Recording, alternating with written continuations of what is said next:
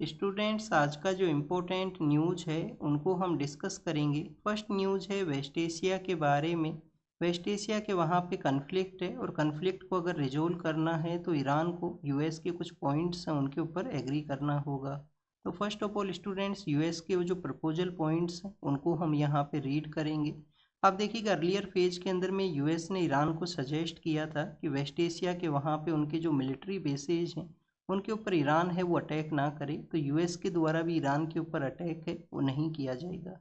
Second जो point है जिसको फिर से रिपीट किया गया है इस न्यूज़ के अंदर में कि जो स्टेट ऑफ होर्मुज का जो एरिया है, स्टेट ऑफ होर्मुज जहाँ से लार्जर वे के अंदर में कार्गो का मूवमेंट है वो हुआ करता है।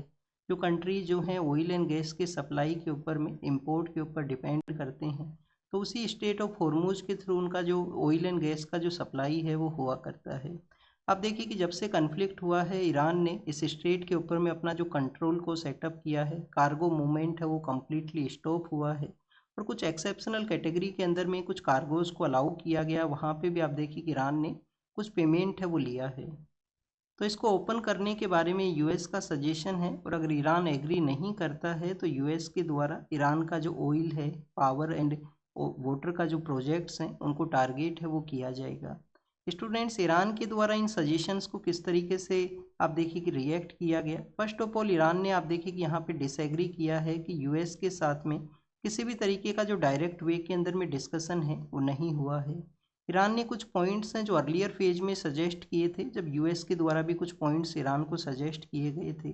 फर्स्ट ऑफ ऑल ईरान ने कहा था कि उनके कंट्री के ऊपर में जो अटैक किया गया है यूएस एंड इजराइल के द्वारा, उस अटैक को कम्प्लीटली स्टॉप है वो किया जाए। पहले तो अटैक को रोकना है और ऐसा कोई अटैक है वो फ्यूचर के समय में ना हो, तो उसके लिए एक मैकेनिज्म है उसको डेवलप करना है। तो फ्यूचर अटैक्स के रिगार्डिंग में भी एक मैकेनिज्म को यहाँ पे डेवलप करना है।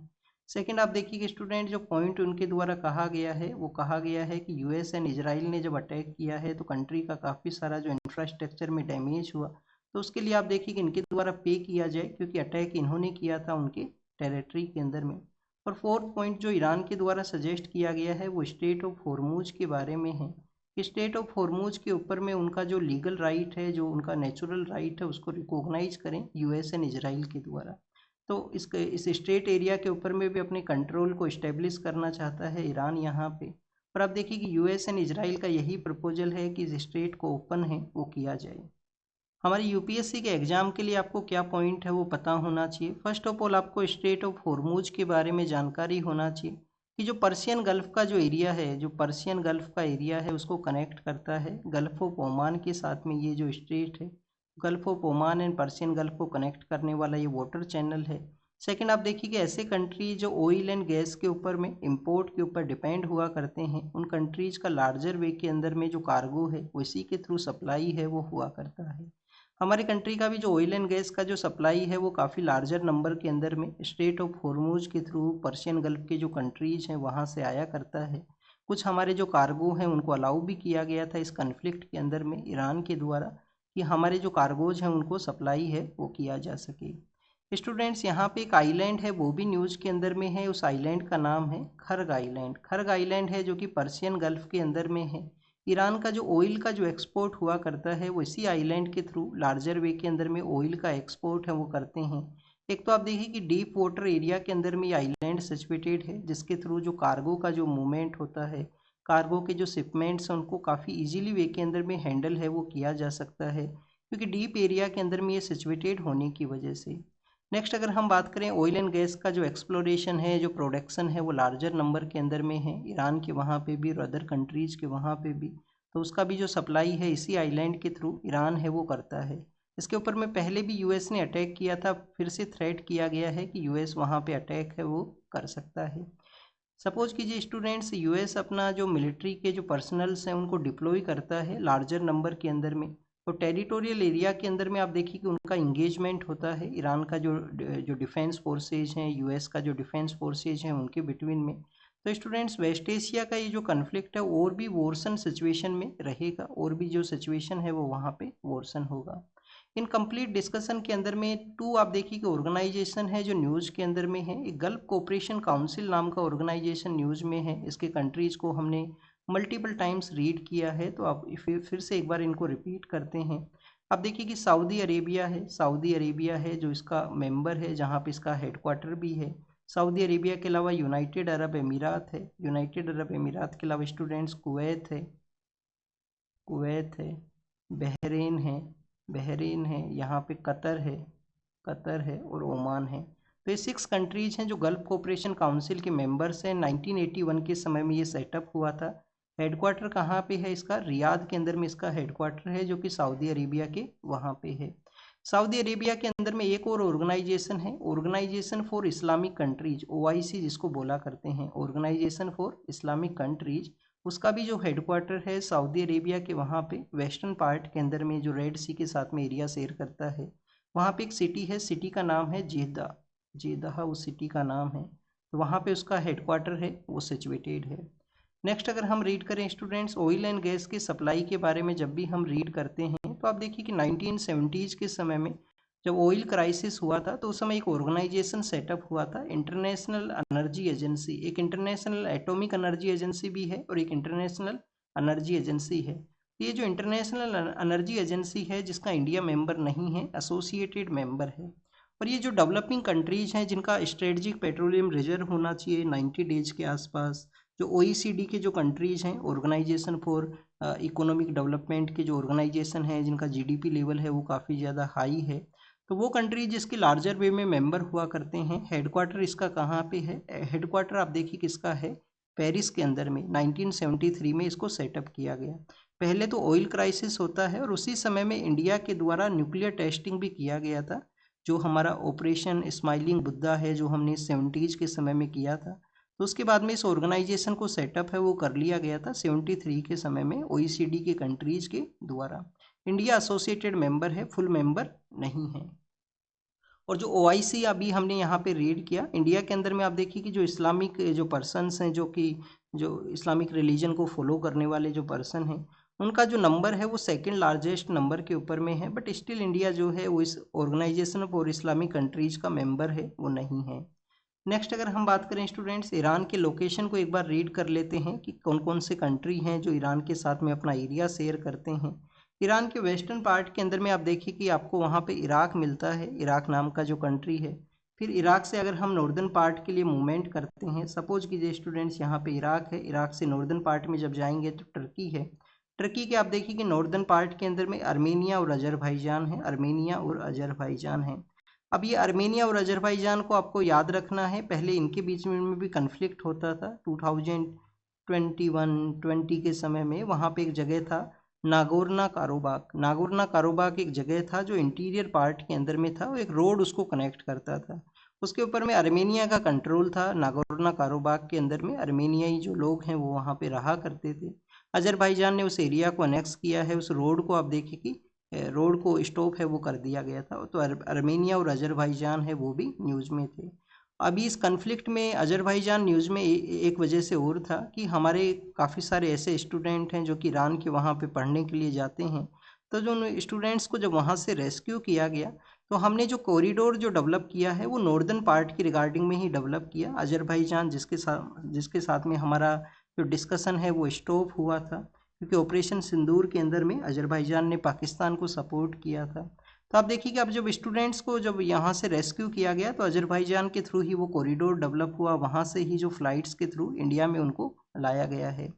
नेक्स्ट अगर हम बात करें स्टूडेंट्स, ये तो आप देखिए कि नॉर्थ वेस्टर्न पार्ट या वेस्टर्न पार्ट की कंट्रीज हैं। फिर नॉर्दर्न पार्ट के अंदर में एक वाटर बॉडी है जिसको हम कैस्पियन सी के नाम से जानते हैं, कैस्पियन सी है नॉर्दर्न पार्ट के अंदर में। यहाँ पे ईरान का एरिया है। इस पार्ट के अंदर में जो एरिया शेयर करता है वो करता है तुर्कमेनिस्तान, फिर यहाँ पे है अफगानिस्तान, फिर है पाकिस्तान। और पाकिस्तान के ही नियर बाई एरियाज़ के अंदर में यहाँ पे जो चाहबार पोर्ट है जो कि गल्फ ऑफ ओमान के अंदर में है, ना कि पर्शियन गल्फ के अंदर में। क्वेश्चन आपसे ऐसे भी हो सकता है कि हमारा जो चाहबार पोर्ट है जो पर्शियन गल्फ के अंदर में सिचुएटेड है, और कन्फ्लिक्ट की वजह से आप देखिए कि वहाँ पे एक्सेसिबिलिटी नहीं हुआ है, तो वो बेसिकली पर्शियन गल्फ में नहीं है, गल्फ ऑफ ओमान के अंदर में है। नेक्स्ट अगर हम बात करें स्टूडेंट्स, यहाँ पे आप देखिए कि ये तो ईरान के बारे में था, और जो पॉइंट्स हैं जिनको हम काफ़ी बार रीड कर चुके हैं, इनकी कुछ लेक एरिया भी आपको पता होना चाहिए। एक लेक है उर्मिया नाम का लेक है वेस्टर्न पार्ट के अंदर में, जो कि सोल्टी लेक है। उर्मिया नाम का एक लेक है जो सोल्टी लेक है। एक जो लेक है वो अफगानिस्तान के साथ में जो बॉर्डर शेयर होता है ईरान का, वहाँ पे हेमून नाम का एक लेक है जो कि फ्रेश वाटर लेक है। तो इस तरीके से भी क्वेश्चन आपसे हो सकता है, पूछ लिया जाए जोग्राफिकल रिगार्डिंग में। कुछ सिटीज भी थे ईरान के जो, जिसमें आप देखिए कि नतांज नाम का एक सिटी है जो न्यूक्लियर साइट जिसको बोला जाता है, वहाँ पे अटैक किया गया था। नतांज के अलावा इस्फहान नाम का एक सिटी है, कोम नाम का एक सिटी है, रामसर नाम का जो सिटी है जिसके थ्रू हम रामसर कन्वेंशन जो जो वेटलैंड्स के रिगार्डिंग में जो ऑब्जर्व करते हैं, वो भी आप देखिए कि ईरान के अंदर में ही है। ईरान का जो नॉर्दर्न पार्ट है जो कि कैस्पियन सी के साथ में एरिया शेयर करता है, वहाँ पे रामसर है वो सिचुएटेड है। रामसर जो है वहीं पे ही है। और ये जो रामसर साइट्स हम जो बोला करते हैं ईरान से ही आया है, जो उसी की जगह कन्वेंशन हुआ 1971 में और 73 में लाया गया रामसर कन्वेंशन वेटलैंड्स के कंजर्वेशन के लिए। 2 फरवरी का जो डे है उसको हम वेटलैंड कंजर्वेशन डे के रूप से ऑब्जर्व करते हैं, रामसर डे के रूप से। नेक्स्ट अगर हम बात करें ईरान के ही बारे में है, नेक्स्ट न्यूज़ में ईरान का जो पार्लियामेंट है वो एक डिस्कशन के अंदर में है कि जो एनपीटी है, जो एनपीटी यहाँ पे साइन किया गया उनके द्वारा, उसके जो पार्ट बने हैं नॉन प्रोलिफरेशन ट्रीटी, जो कि न्यूक्लियर, आप देखिए कि न्यूक्लियर वेपन्स के बारे में है।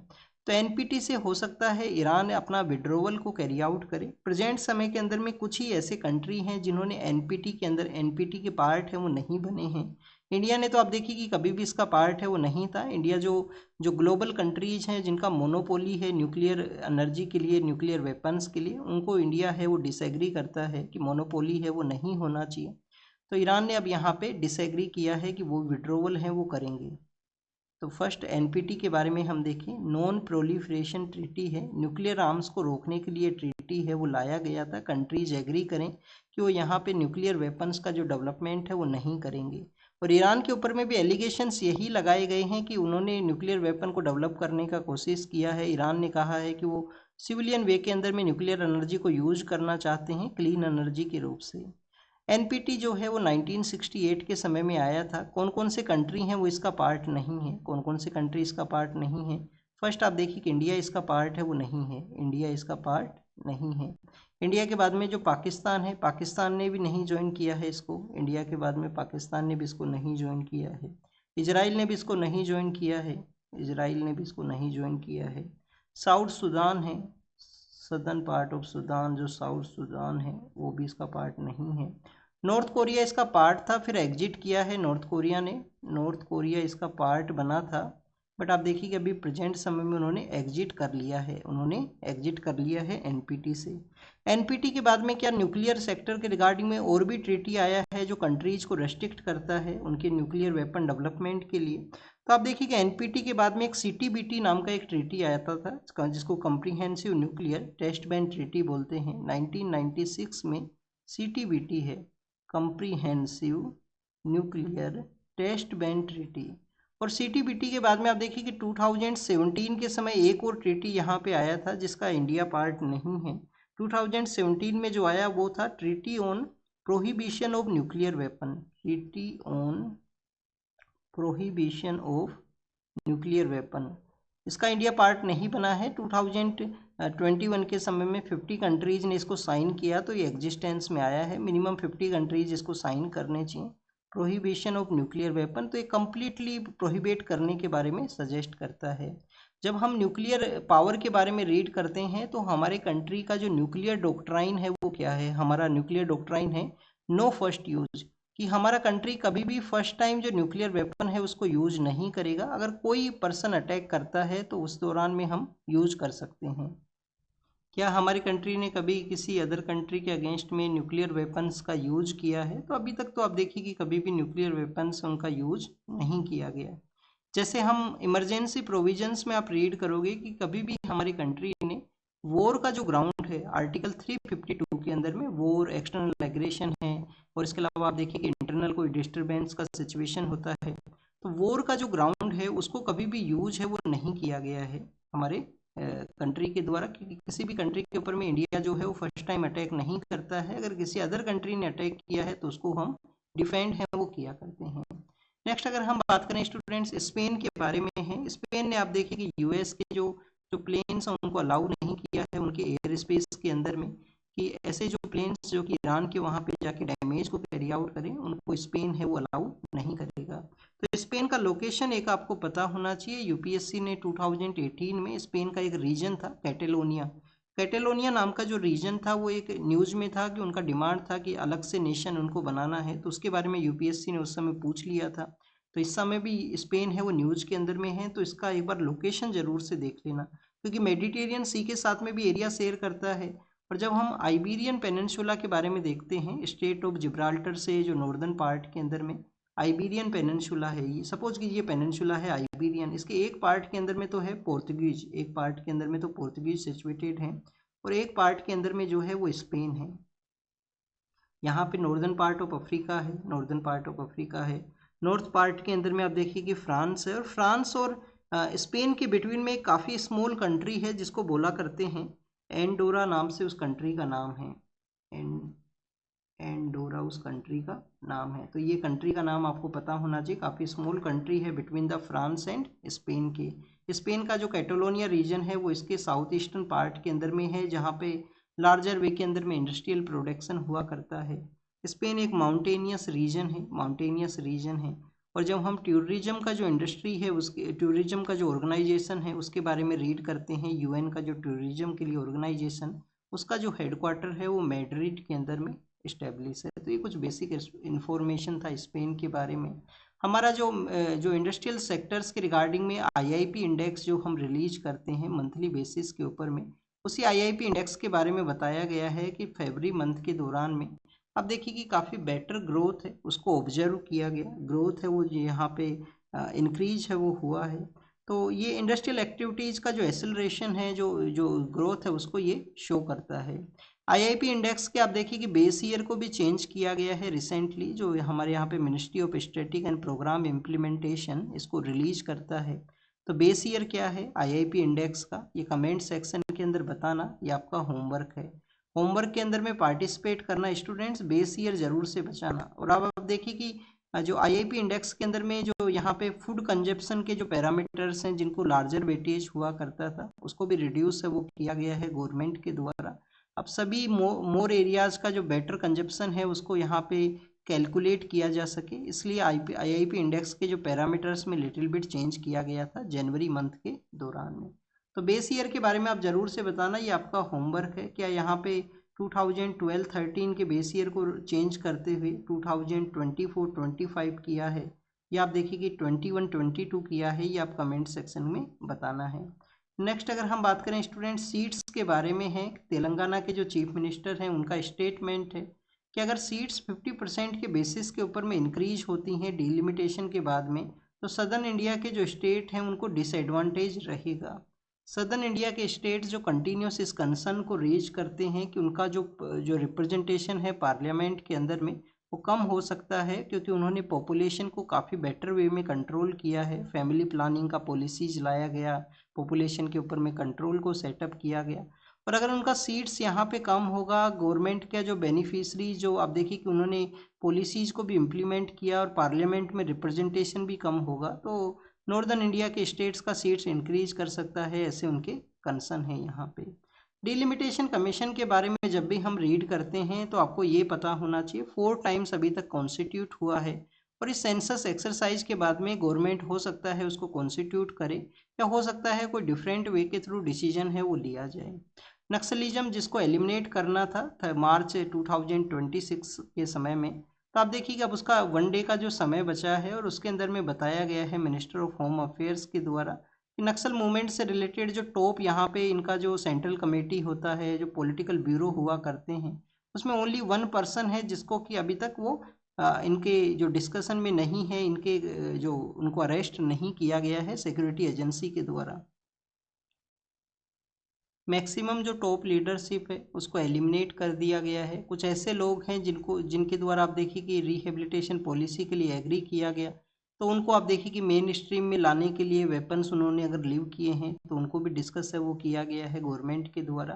तो गवर्नमेंट का one kind of positive result है, उसको शो करता है कि कैसे उन्होंने नक्सल मूवमेंट का जो टॉप लीडरशिप है उसको यहाँ पे उसका जो इम्पैक्ट है उसको कम्प्लीटली एलिमिनेट है वो किया है, जो कभी इंडिया का बिगेस्ट इंटरनल थ्रेट हुआ करता था। और जो एरियाज हैं जो नक्सल मूवमेंट से अफेक्टेड थे, जिनको कि हम रेड कॉरिडोर के रूप से कंसीडर हैं वो करते थे, जो काफ़ी सारे कंट्रीज के अंदर में हुआ करते थे, जिनको अब रिड्यूस होके काफ़ी कम है वो हुए हैं रेड कॉरिडोर अफेक्टेड एरियाज।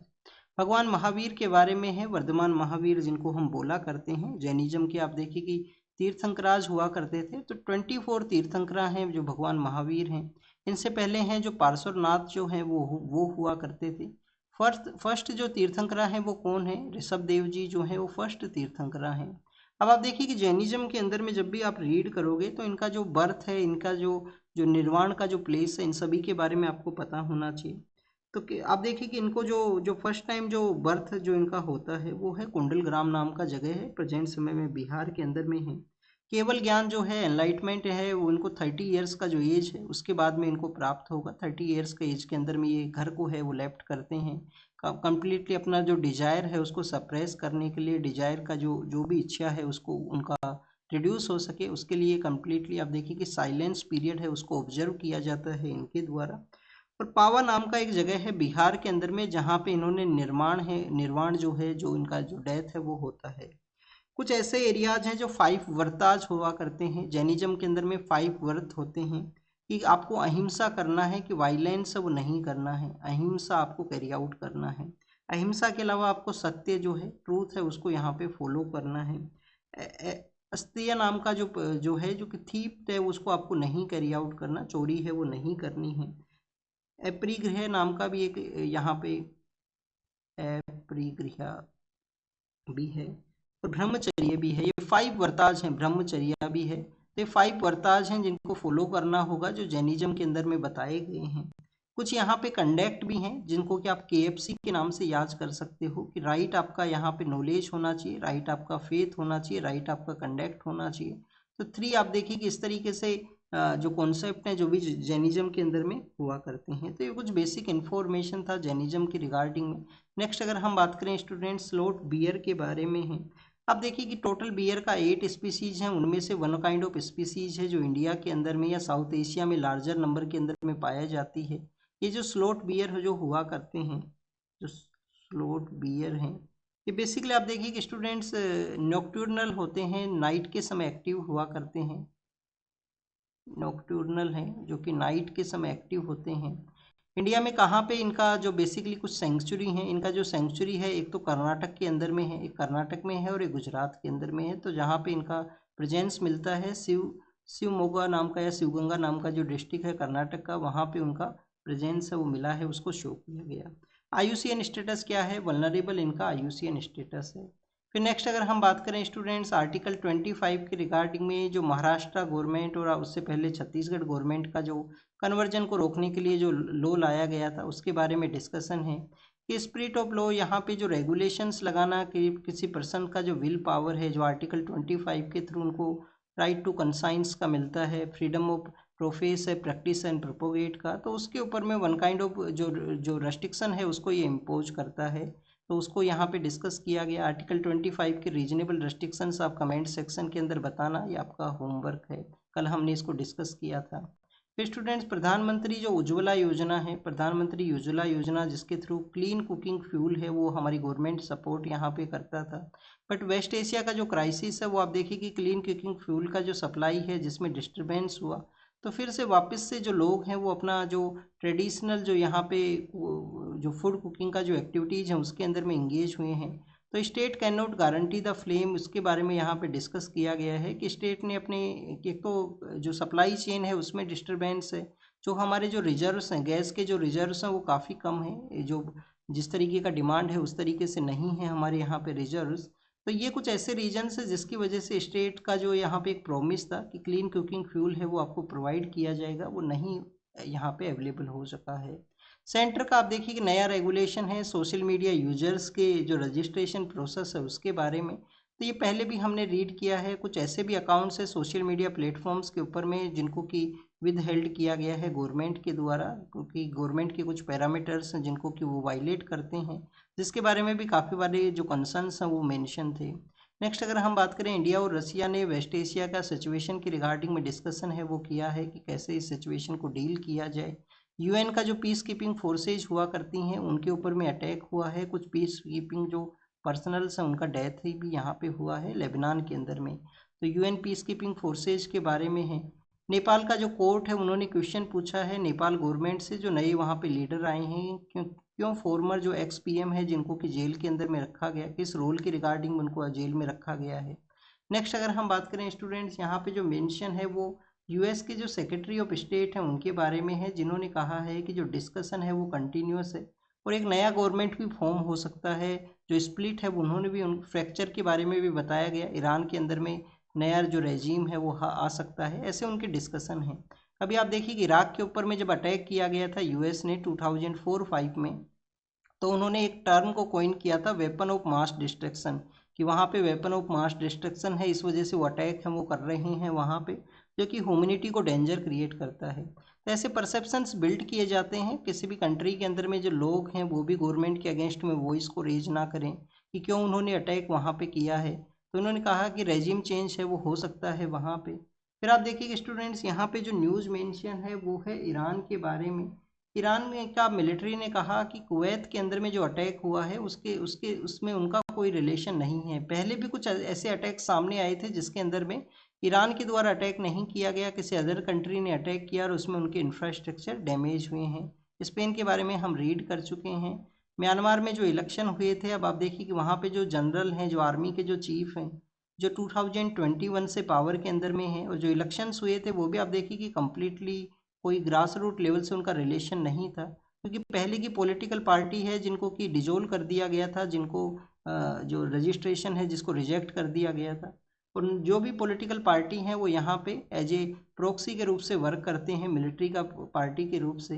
तो जनरल जिन्होंने 2020 में पावर को टेक ओवर कर लिया था, प्रेसिडेंट रोल को वो कैरी आउट कर सकते हैं। तो this is all the information related to the today's newspaper. आप इसको रीड कीजिए, रिवाइज कीजिए, जो भी इन्फॉर्मेशन आपको मिला है उसको नोट डाउन कीजिए। Thank you students, thank you very much.